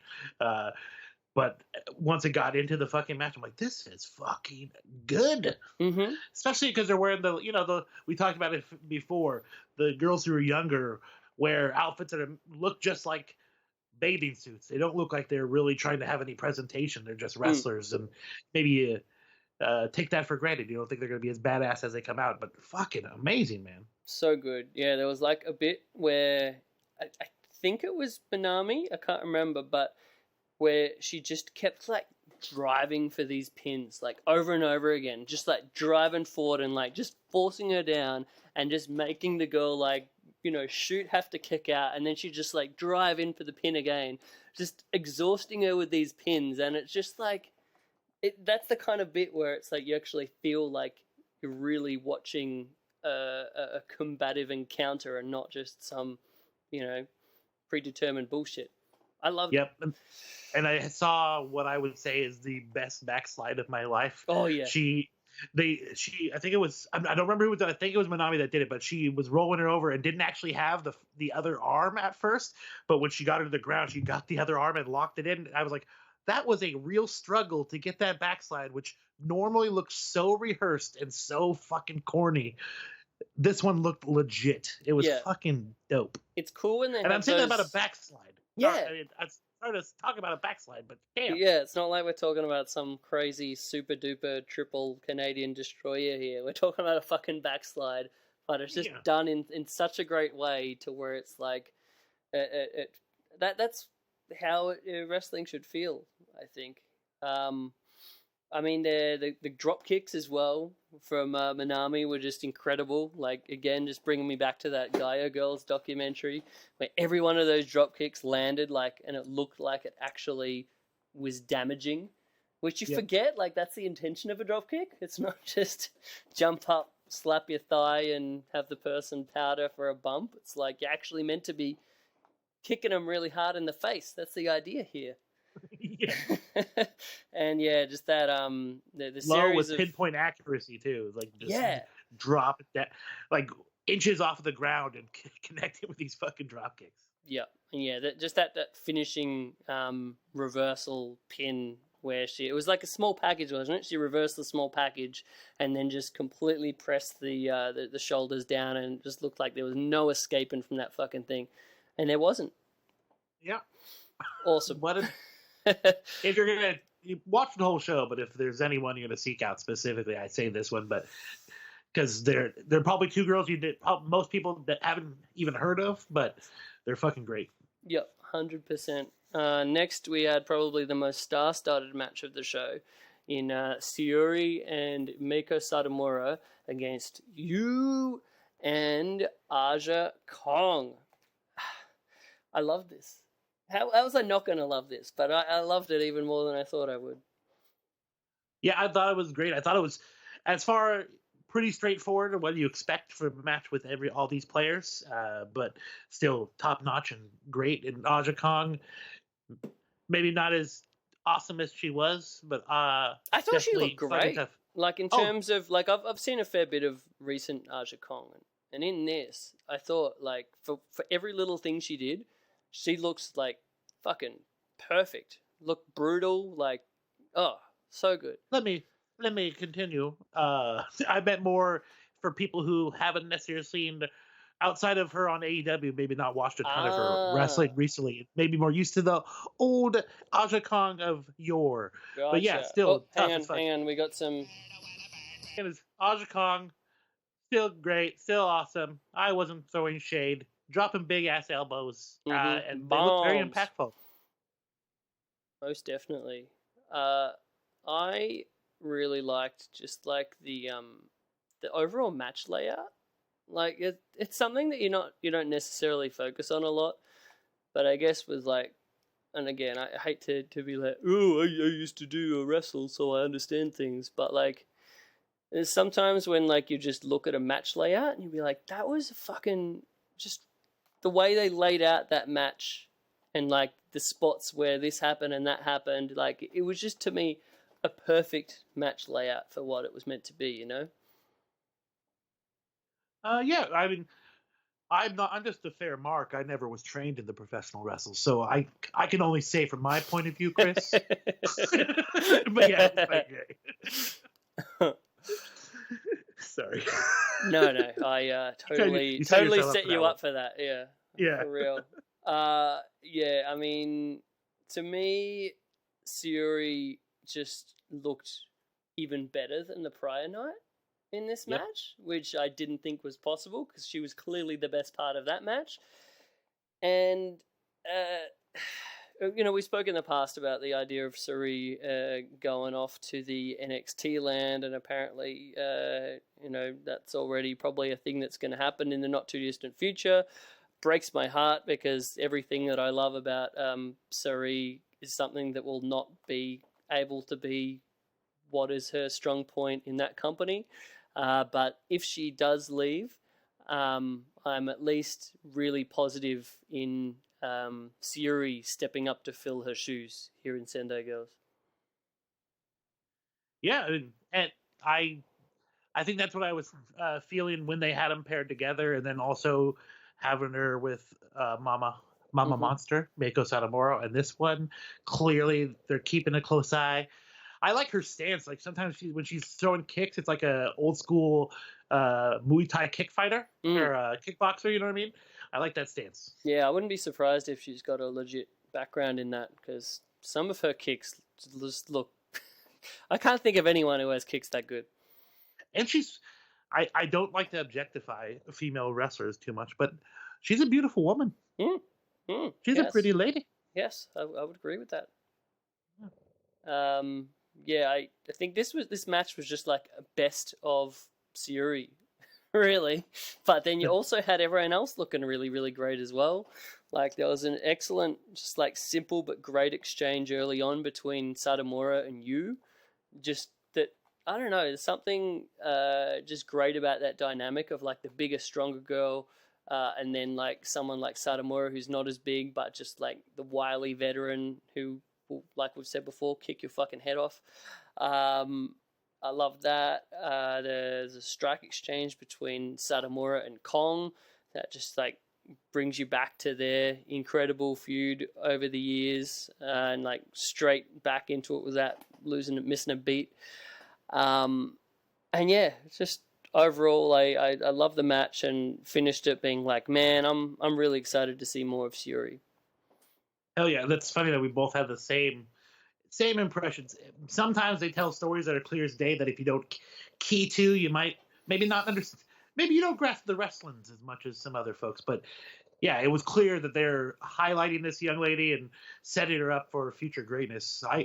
I guess we're looking forward to maybe a Hashimoto and Syuri match in their future, huh?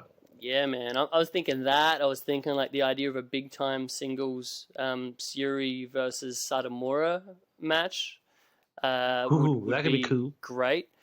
But yeah, she just seems better every match you see her, which is kind of exciting. To where it's like, imagine where she'll be in like 6 months or a year's time. If I really hope she is still in Sendai Girls doing this stuff, but she's just getting better every single match. Yes, sir. Agreed. All right, then we got on to the another long-standing feud that we've seen some previous matches of earlier this year between, in my mind, the greatest female tag team, like both in current wrestling, also that I can remember ever, pretty much. Like, I mean, I didn't watch a whole bunch of Jumping Bomb Angels back in the day, but like outside of that, like Dash Chisako and Hiroyo Matsumoto are just the best tag team.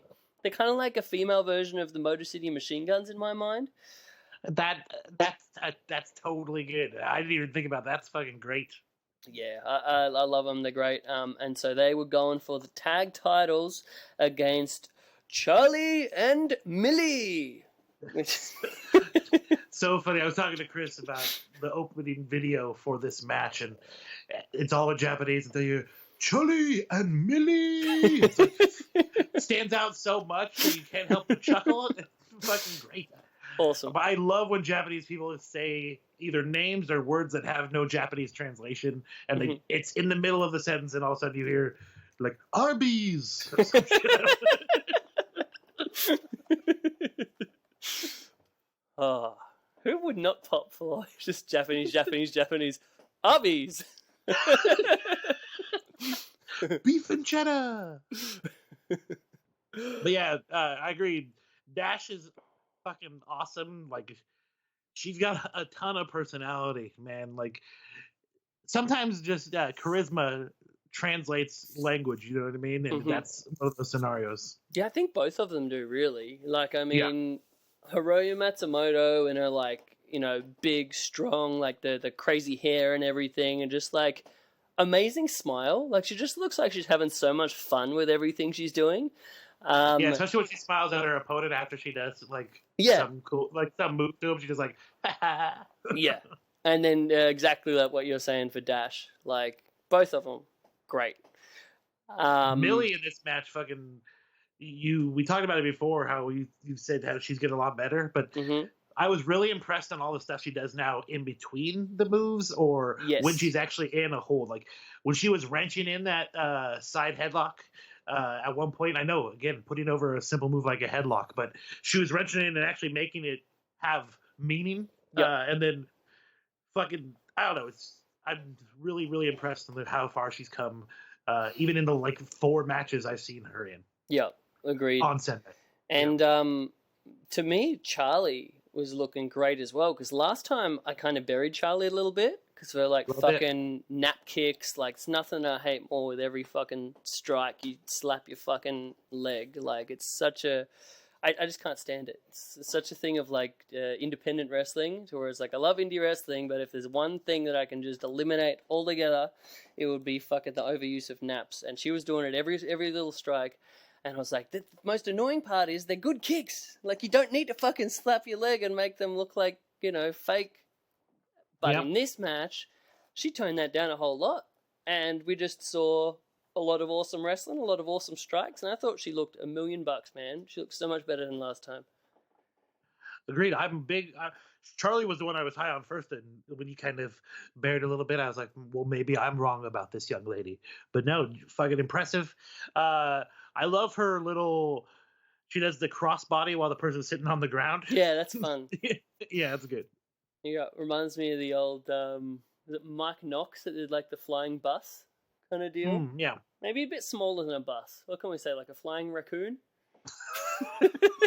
Why did you go from a vehicle to a fucking trash panda? There's got to be an in between there somewhere. We were talking about how strong Matsumoto is. The fucking she did that. They both came at her with like the clothesline. She grabbed their arms, crossed them, and then a double back body drop. That was fucking cool. Yep.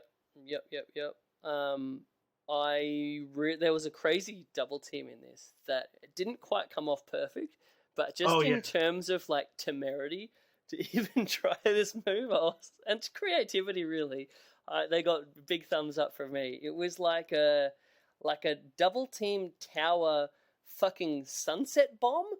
It was like a sunset, yeah, like a code. Was it a code red sunset bomb? Or I don't know, man. It was fucking nuts, and they didn't get all of it, but nobody ended up hurt, which is the positive. And they also, all landed in a kind of heap. Still looked painful.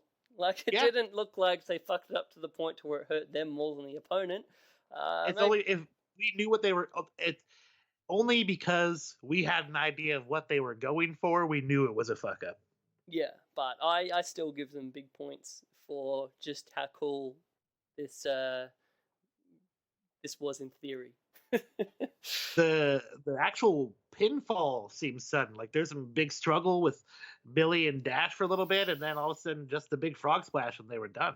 Well, they protected that frog splash really well. Like I think very few people. I don't know if I can remember anyone kicking out of that frog splash. Maybe I think there was like a match between Sari and Dash, to where Sari kicked out of it in like a big singles match. But in terms of tag team, they generally seem to protect that quite well. That's good. Yeah, but yeah, I thought this was a very good match, and again, definitely recommend that one. I see big things for Millie and Charlie. I mean, I hope we see more of them in Sendai Girls, but they'd be a team that I think would just rock it in All Elite right now. Do you think they're going to develop into a females tag division, or bring those girls over just as a unit and just have them do singles tags? I think at this stage they're struggling enough with depth in the women's single division to where it'd be a terrible mistake to try to launch like a tag team division at this stage. Would they be like the late cool for AEW?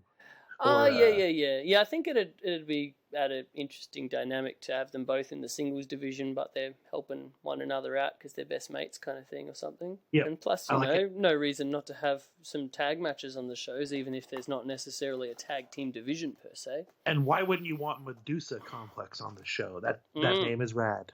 Yeah, there's so much of the time I watched All Elite, and I'm just like, I wish that instead of just doing this stuff exclusively with like Tokyo Joshi Pro, which is like where most of the girls have come from, they had like a partnership with Sendai Girls.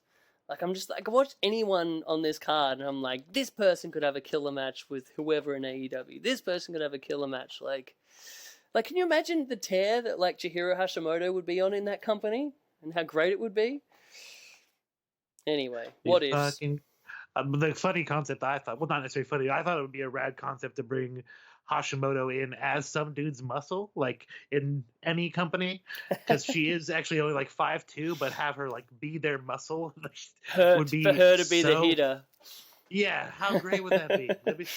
I know I was first thinking her and Tozawa if she came to WWE because he's just awesome, and if she was just tossing people around for him would be great. But anybody, she's and great. Even someone like the squirmy little shit like a Sammy Guevara, like I think that'd be a perfect. Oh hell pairing. yeah, that'd be so great. The new female China, the new China. I almost said female China. What the fuck's wrong with me? I meant to say I was gonna say female Enforcer, but then I went into China and I realized I was saying female China, so I tried to pull the brakes. Didn't get it quite in time. No. It's all right. We know what you meant. But yeah, like a China, but like actually a really good wrestler too. Yeah, there you go. Yeah, really fun match. And then we get on to our main event, a match that, like I said, I was a little bit rocky going into. I was like, has Suri still got it? I'm a little bit concerned. Has she lost her drive? Has she lost her killer instinct going into this one with Chihiro Hashimoto, who looks like she's got all of the drive? So I wasn't quite sure of the dynamic, but fuck, I was happy to be proven wrong. What did you think? If I was going to base it on the 3 matches we've seen with him, I wouldn't say it's my favorite of the 3, but I think probably my second favorite. Probably the second one is my first favorite, but still a fucking incredible match. I love Hashimoto's fucking flipping senton. She gets so much height and it just comes directly down. They're so all of the force, not like one of these sentons where you're just doing a flip and you're slightly getting them. She's doing the flip and getting them all with all of it. 100%. And both ladies are tremendous. Suri has one of the most beautiful bridges in suplexes. Oh, yeah. As far as women is concerned, just sticks it and holds it. I can't say enough about these 2 ladies. I said it to Alicia. I go, strangely enough, I only heard about these girls in the last year, but they're probably my 2 favorite female wrestlers in the world.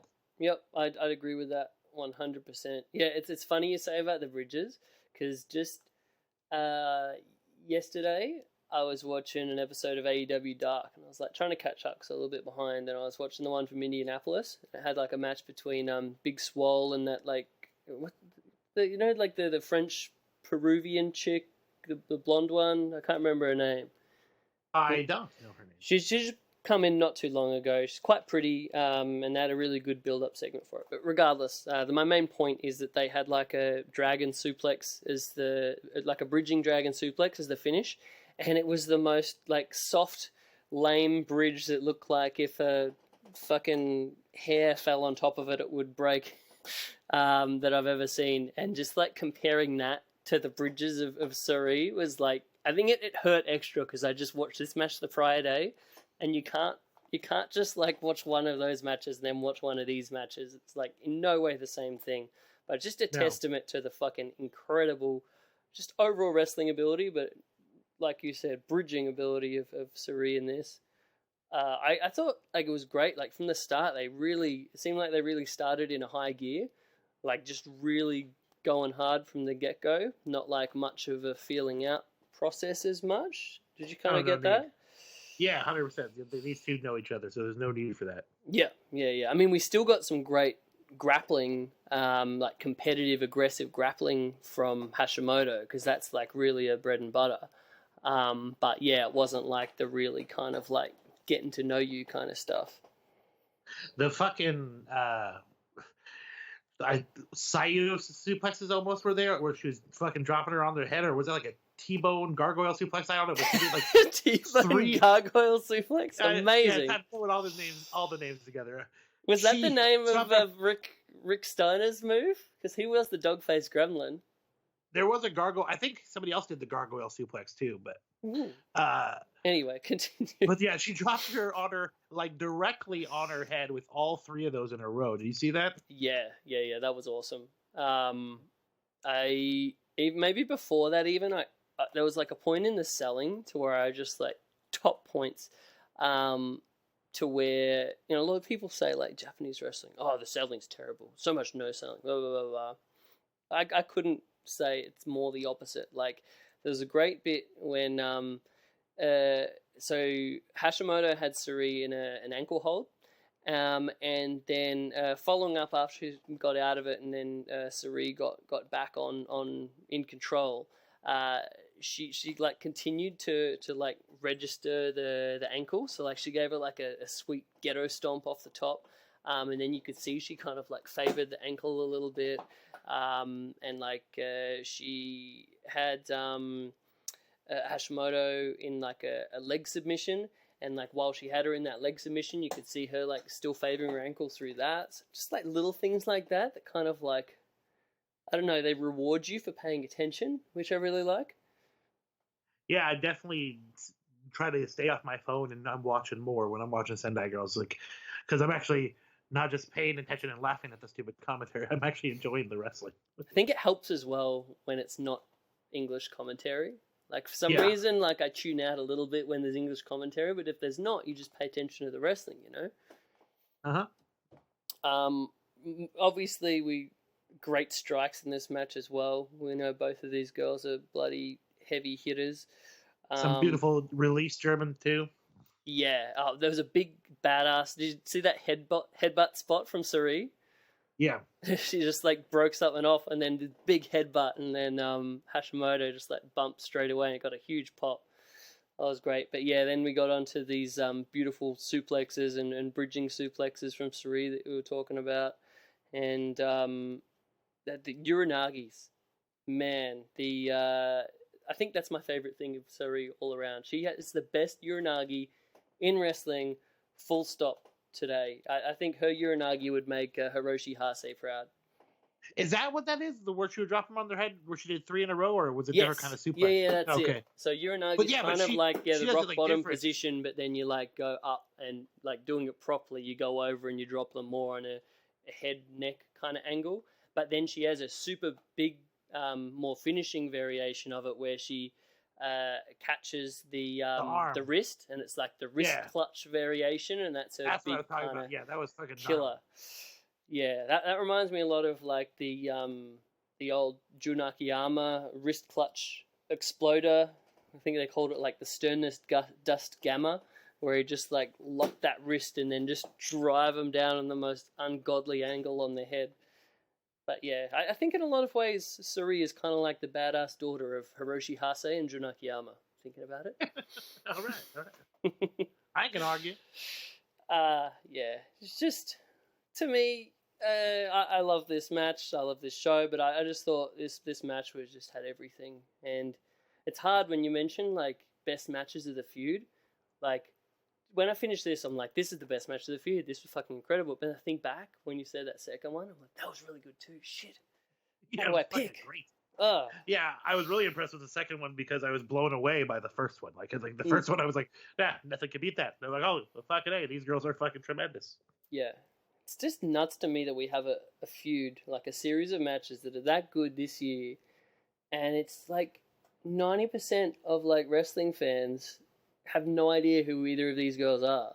And they're like wrestling at such a high level. It's just crazy to me it goes under the radar so much. I have to, on the podcast I'm going to do, I have to say like my favorite match of the year and all that bullshit that I never pay attention to. And one of them is my favorite female wrestler of the year, and I definitely want to say Sari, but I doubt anybody's gonna know, and I'm just gonna sound like a fucking weirdo, like putting over Sendai Girls. Like, no, it's this little Japanese wrestling company. Like, oh, I'm a Joshi creep.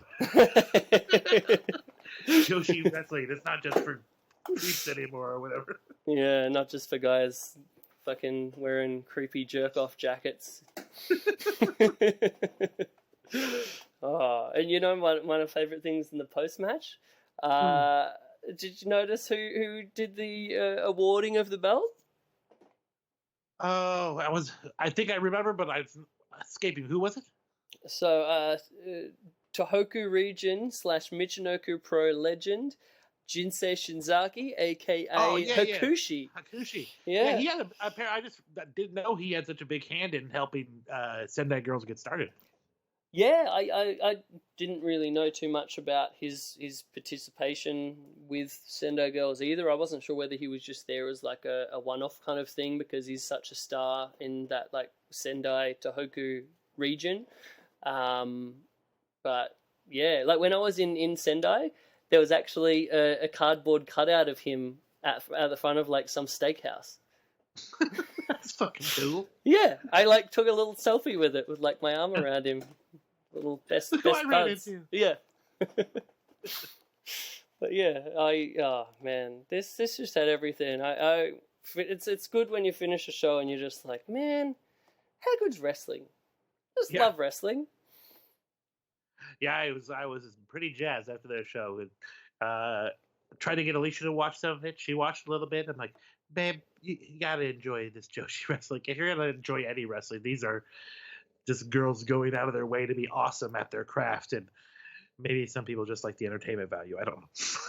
Yeah, I tried to get Courtney to watch it, and she's like, "No, I hate wrestling." And you think they would because it's like women being awesome at the job, but no, these No. just women just don't want to support other women. It's disgusting, really, Chris. Exactly. That is the problem, isn't it? Really. I put it on them. Fuck you too. Oh, yeah, man. On that note, we should close up shop. We should. We're going to share a link to this show. So if any of you bots out there want to watch something that's pretty awesome, not a lot of ones and zeros, but just a lot of great fucking wrestling. So Yep. make sure you check it out. I also found out that Hashimoto does vanity search because I was putting over the match, and then this morning I woke up and she had liked the tweet. So, yeah, I popped a little bit. Small world.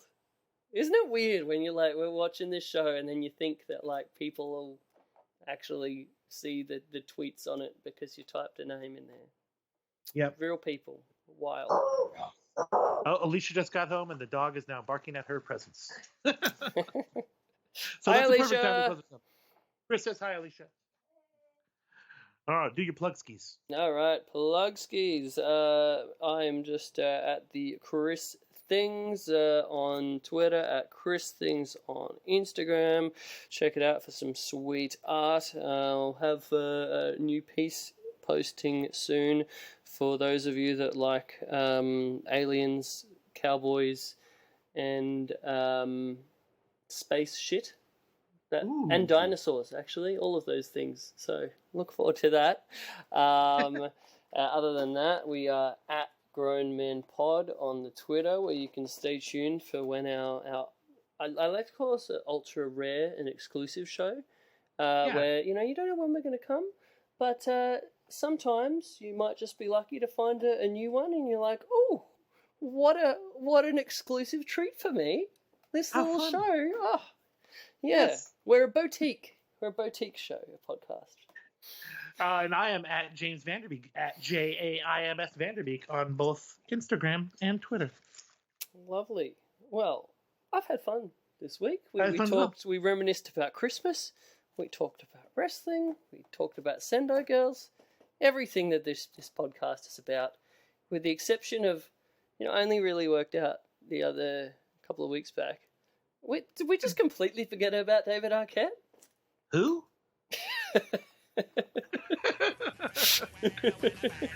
Get swifty, ladies and gentlemen.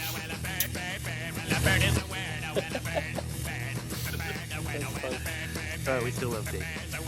All right, buddy. Talk soon. I gotta get on the road to head up to Seattle. Bye. Safe travel. Everybody knows that the bird is a word, a bird.